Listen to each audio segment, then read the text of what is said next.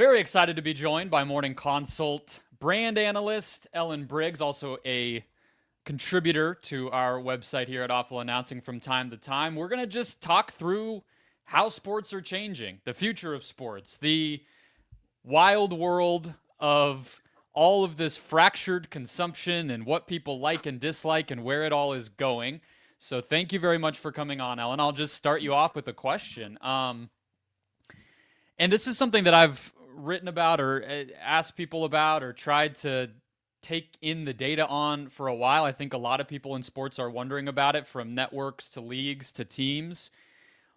What would be the best way that you would kind of summarize the way that Gen Z interacts with, consumes, engages with sports right now? Well, thank you so much for having me, guys. It's great to be here. And I think that's sort of the pressing question for all people at all points in the sports media ecosystem. And certainly now the question is even, how does Gen Alpha consume sports as well? They're, I think, going to be just turning, the oldest among them, turning 13 this year. So lots of new young people coming into the fold. But for Gen Z specifically, I think the short answer is that they consume sports in tidbits on their phones, primarily on social media, in videos, video format, that is, whether it's across different platforms. Video is definitely the primary way that folks are consuming sports, and it's mostly via highlights as well. So we just did a big whole sports media report at MC here, looking exactly into this question, where people are watching sports and how and why.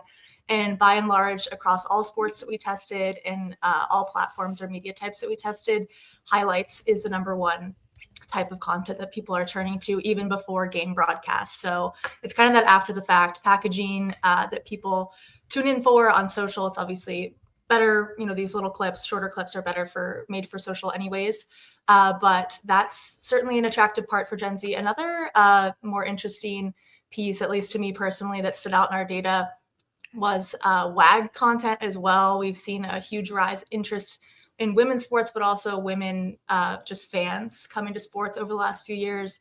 And that was something that we tested in the survey that I really haven't seen any external data on besides ours, as to who and why people are interested in the wives and girlfriends or partners of professional athletes. And certainly that's a content format or type that is really attracting a lot of Gen Z fans and women's sports fans in particular. So again, long, I said I was going to be a short answer, but I ended up talking for a while. But definitely, long story short, you've got to be on social in some form. Yeah. I mean, it's probably not possible to be short-winded with that one. So you're good. That is the question, as you said. So what you're saying is we need to shoehorn Jordan Hudson or Taylor Swift or Olivia Kuplo into this podcast headline. Absolutely. I think that's a great bet. You're going to probably increase your clicks or downloads by 1,000%. And she's a personal fascination of mine as well. I'd love to get into her in a separate podcast, but she's kind of the Gen Z women in sports queen at the moment. We'll hold you to that. That's really why we brought you on, is just to juice our SEO and get the YouTube algo on our side and get your secrets. I'm happy to do it. It's so a couple of the things that stood out to me along these lines in the research were, I think 74% of respondents found athletes very or somewhat likable, which is more than traditional influence. I think there was somewhere else, maybe on a LinkedIn post of yours, that you said some of the things showed it to be double the average kind of online person, an athlete compared to the average person. And kind of on a different wavelength, Gen Z are going to games a lot more than I think. If you hear they don't watch sports, they don't want to sit in front of a TV, I think most people would assume, well, they're staying at home. They don't want to be at an arena or a stadium either. They're kind of just disengaging outside of the way where they are able to link up with it through social media and video clips and things like that. But that doesn't seem to be the case. So they, like, in some ways, the affinity, the connection to these live sports and athletes themselves is really, really strong, in spite of them not connecting the way that maybe, people our age on this podcast would be. So what do you make of that? Totally. I'm so glad you brought that up because yes, just because Gen Zers aren't tuning in to watch a Tuesday night matchup between the Guardians and the Royals, in any given Tuesday in June doesn't mean they're not going to that game. So we've been tracking it, and in our platform, we do custom surveys and then also have this always on type of data collection where we ask our respondents about several hundreds of behaviors. And one of those behavior types or sets is how do you engage with professional sporting events in real life? And the share of Gen Zers who said that they go to sporting events regularly, so we categorize that as 2 to 4 times per year, about once a quarter, has actually been on the uptick. It's up, I think, double-digit percentage points since 2023. Some of that is, post-COVID, get out of the house push, but ultimately sports are kind of the ultimate in real life activity. Whether you're playing sports in a rec league or going to a game, minor league game, professional league, whatever is near you, they're fairly low cost if you want to get a bleacher seat, and they're accessible in most places across the country. So I think Gen Z's broader clamor to just get off the apps of all kinds, social, dating, whatever it is, sports is kind of a venue that they're reaching to or falling into naturally as kind of this unifying destination to check out with friends or to just go and meet new people at. So certainly they're going to games in person. And then also to your piece about just their attraction to athletes in general, being more likable than influencers. Yes, that's a question we've asked several times in several different contexts. And they are on average about seen as 2 times more likable or favorable than your traditional social media influencer. That has huge implications for brands that want to partner with athletes, for leagues that want to pitch their athletes to these brands. And, at the end of the day, athletes are kind of the original influencers. They're usually young, fit people. They come, they're working towards something. They all kind of have a personal story that you can get buy into or that you can resonate with as an everyday person. And I think that really, not to go off on a super tangent here, but the emergence of NIL has just upped the sort of, not stakes, but just the visibility of athletes, especially, and we've seen, NIL came about in 2021 when I think most of the real crop of Gen Zers were entering the NCAA. And so you got this kind of generation of athletes that grew up posting online, now with the ability to do it legally for money out in the open. And so they took it and are really running with it. They're still running with it. And so, they have no trouble kind of pursuing their off the court interests and sharing those online, which is another way that sports has kind of become a cultural force for Gen Z. And that, it's not necessarily just how many, 3-pointers did Jared McCain make last game. It's him making funny dance videos or sharing his outfits or whatever it is. So he's exactly who I thought of.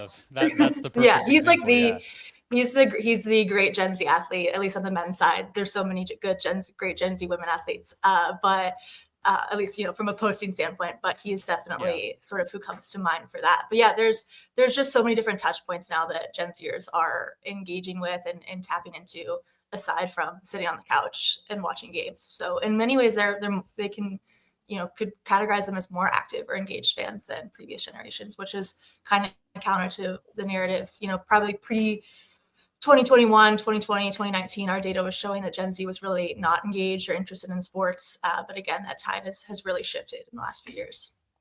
I think the NIL piece of it, that's really interesting because, like, if you just look at women's basketball, I'd probably say Juju Watkins is the 2nd or 3rd biggest women's basketball star on the planet behind Caitlin Clark. And now we're at a point where she can be marketed as such. And like, we have access to her in a way that we wouldn't have even had like 5 years ago. So I just think that's really interesting, the way that's totally shifted. It's funny to think of if NIL had come about much earlier and it would have just been a bunch of people at car dealerships or whatever, right? And it like came along at the right time where not only was the technology there, but it was a bunch of people who were familiar enough to just do it themselves and really, like you said, Ellen, run with it rather than like, here's how to make a Facebook account, so-and-so from 2009, and whatever. So I'm sure NIL saves sports is what we're saying, I think.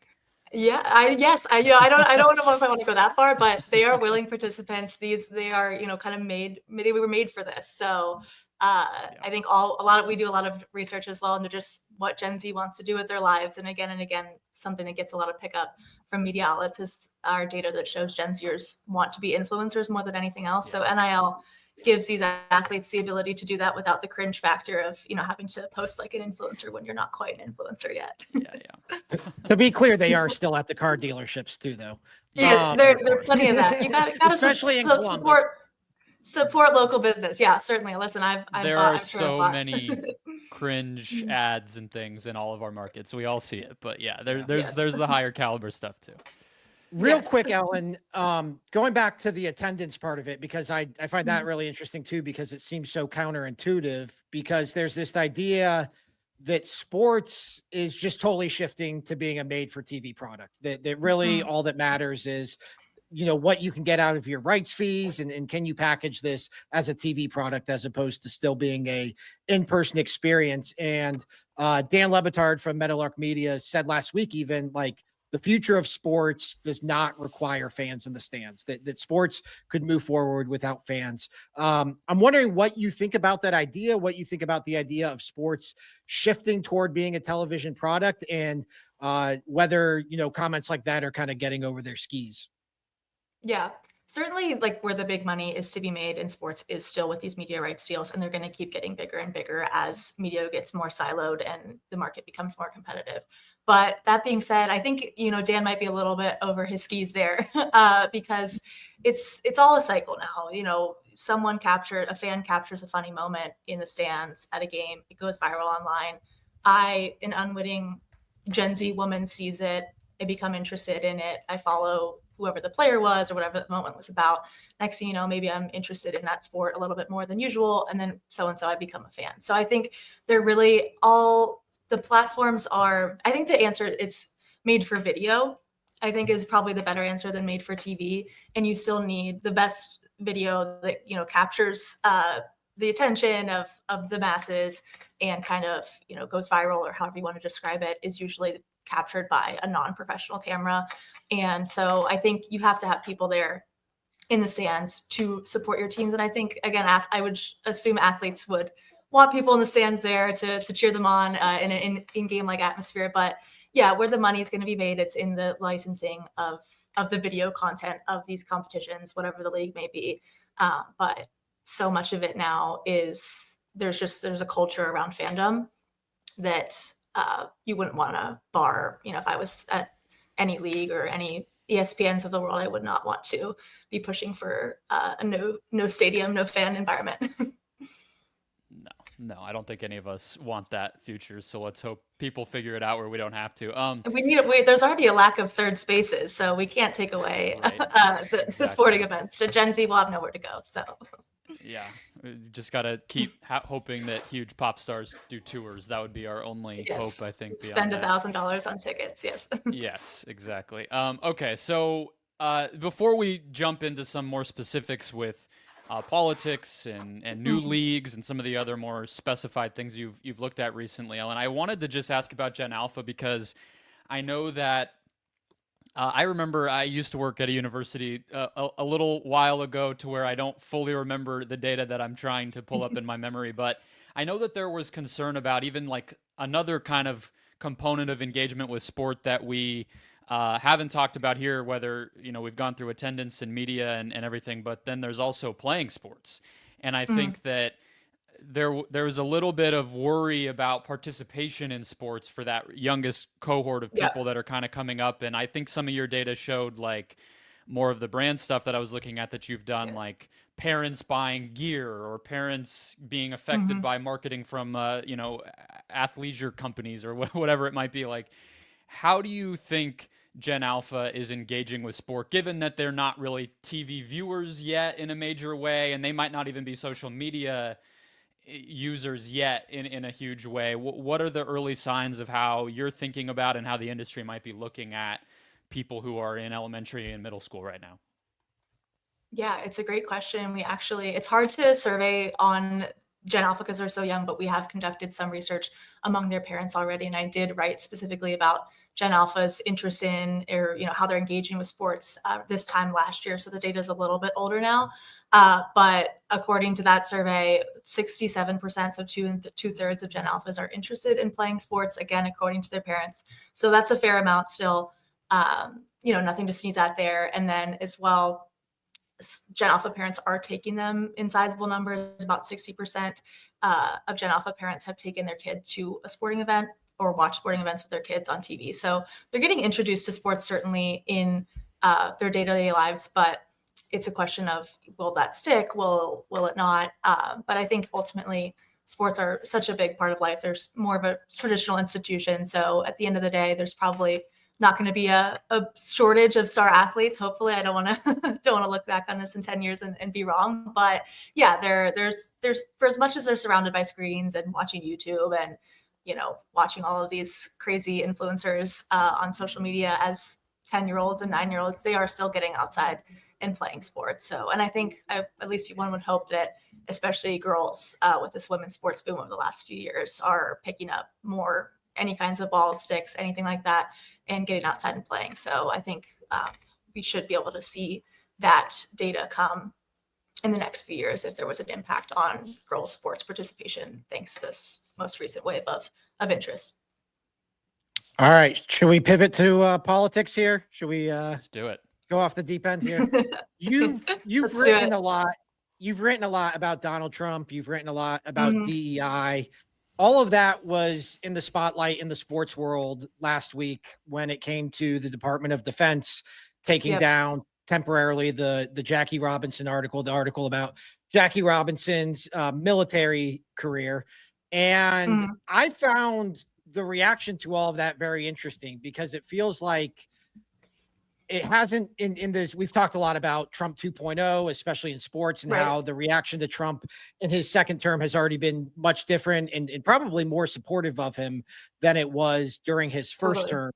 And it felt like when you had people like Jeff Passan from ESPN speaking out about the Jackie Robinson article being taken down, when you had people like Stephen A. Smith commenting on it, it seemed like those people got support for speaking out against Trump.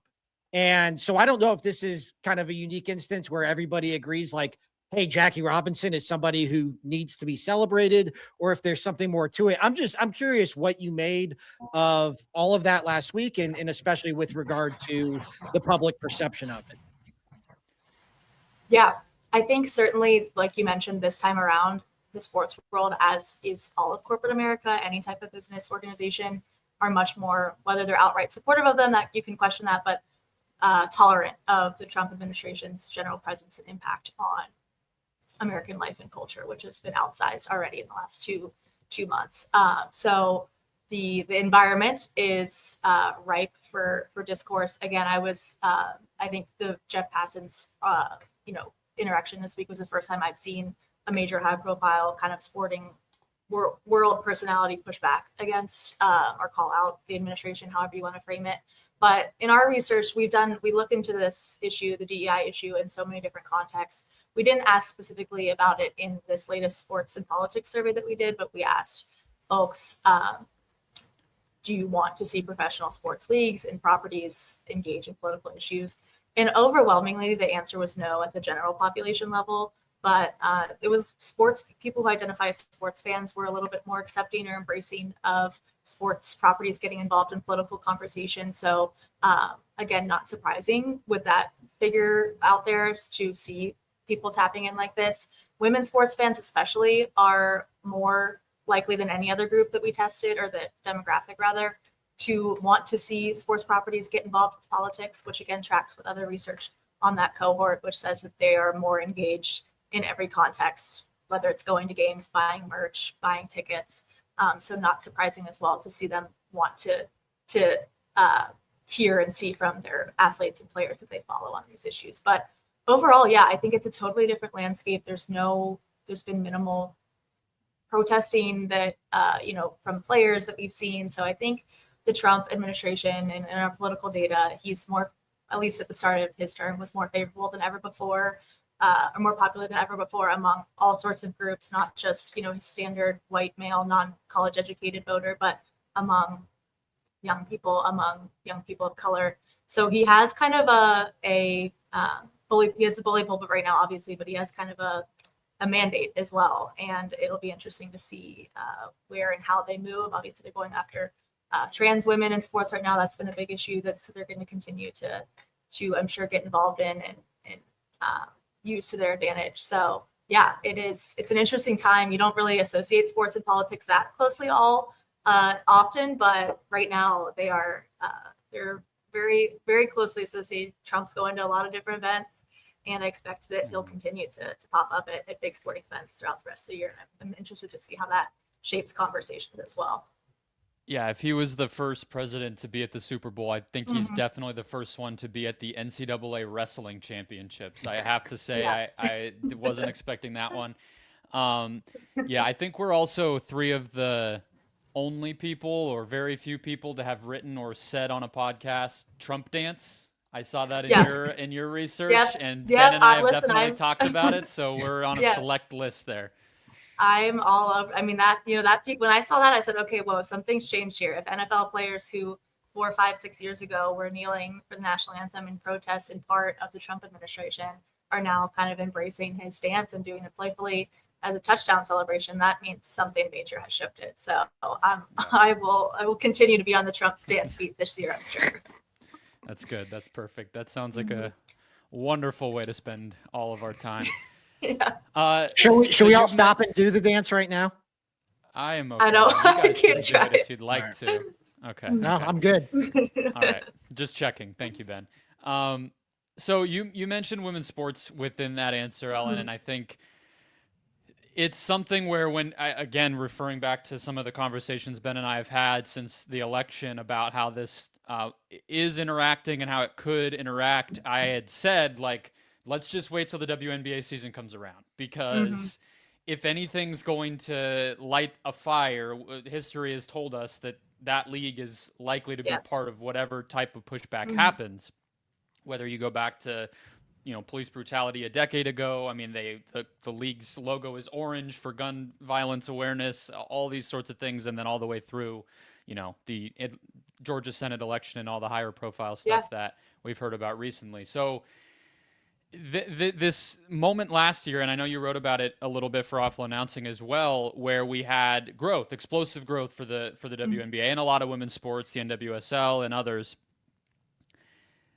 where I think the conversation around the league and fan embrace of those leagues kind of collided with that business growth and new people coming on, whether that was on networks where the debates were getting contentious or in arenas where we heard stories.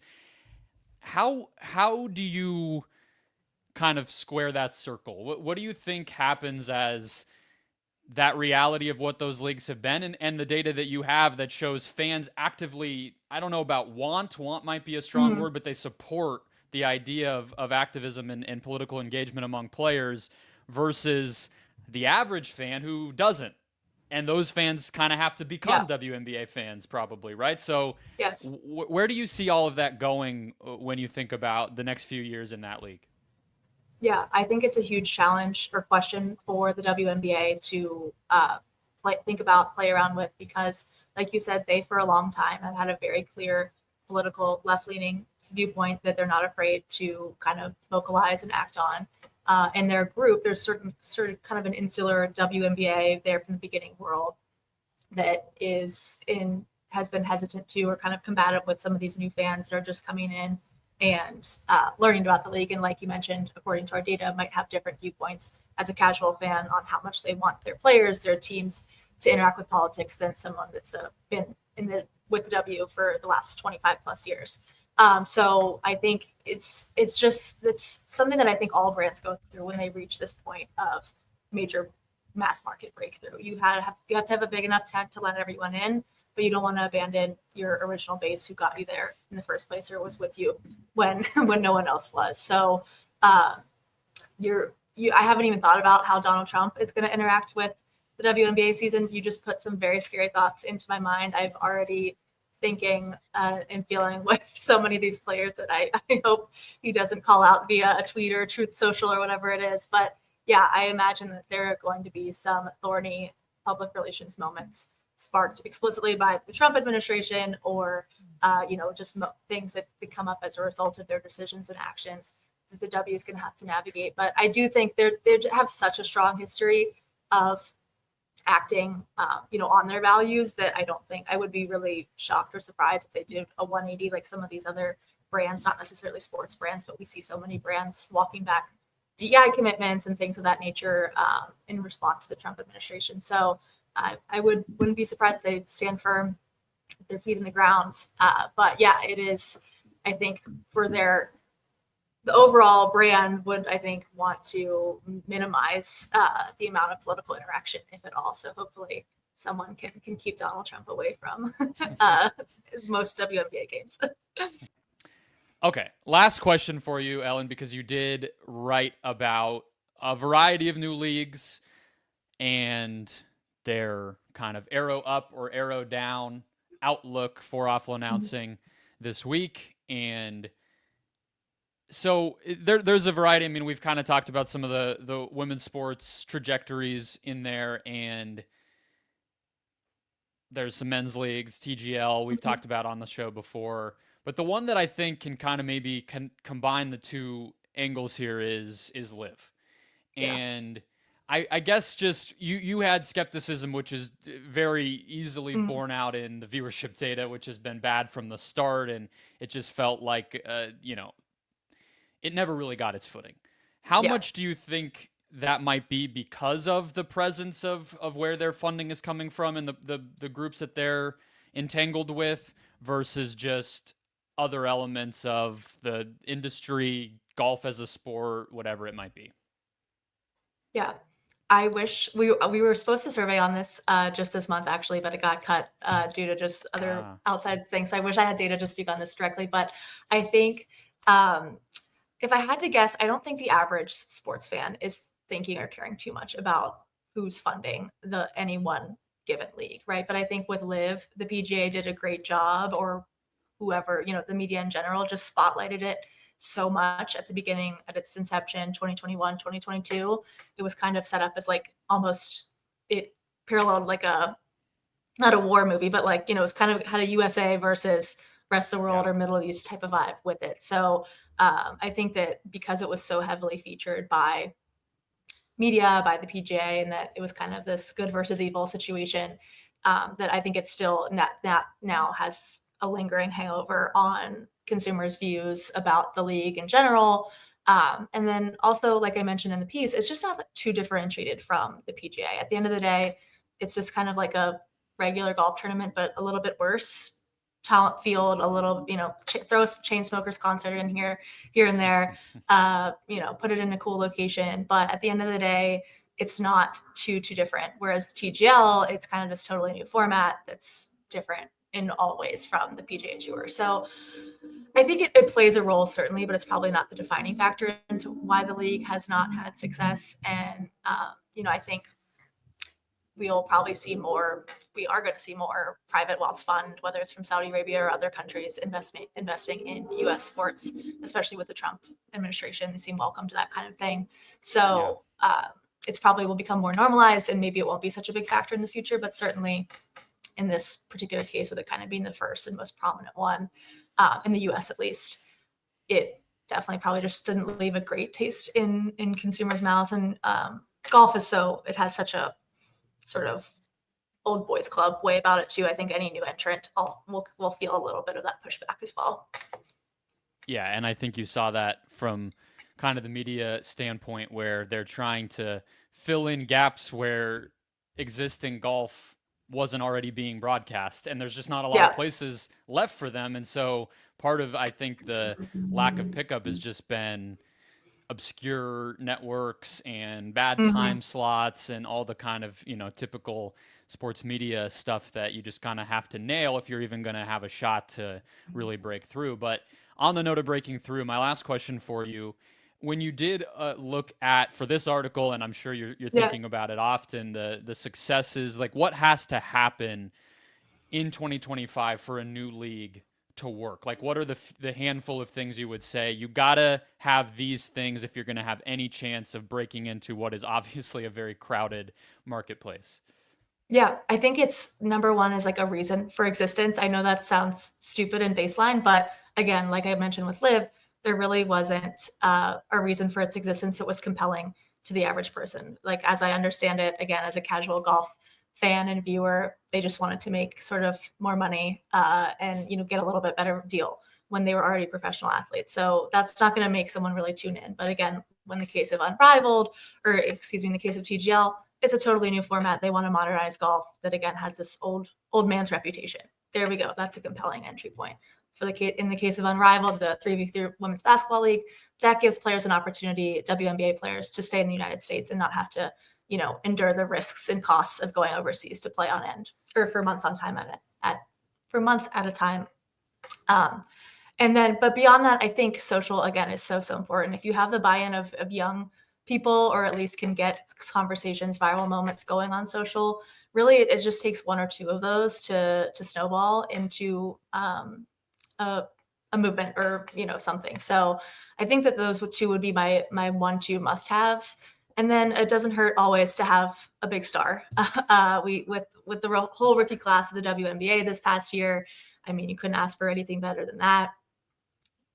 TGL has some of the biggest players in golf. It's backed obviously by Rory and Tiger.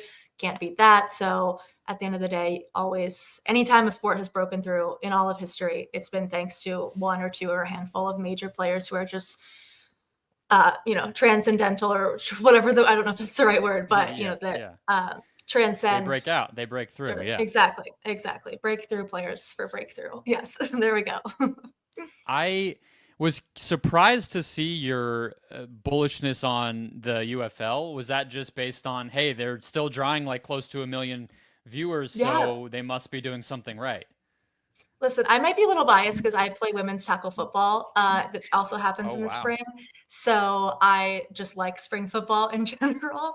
We are not drawing 1 million viewers, I can assure you that. But I think there's enough appetite for football year round, and it's never going to be like the main entree in the football fans world or in the sports media rights world, but it deserves a place. It should have a place. And I think, if they can, again, get through some of the labor issues and just align with one league, one name, one branding, that it should have some success, at least in the midterm. Maybe not 50 years, but 5 to 10 for sure. I can see it being around in some form.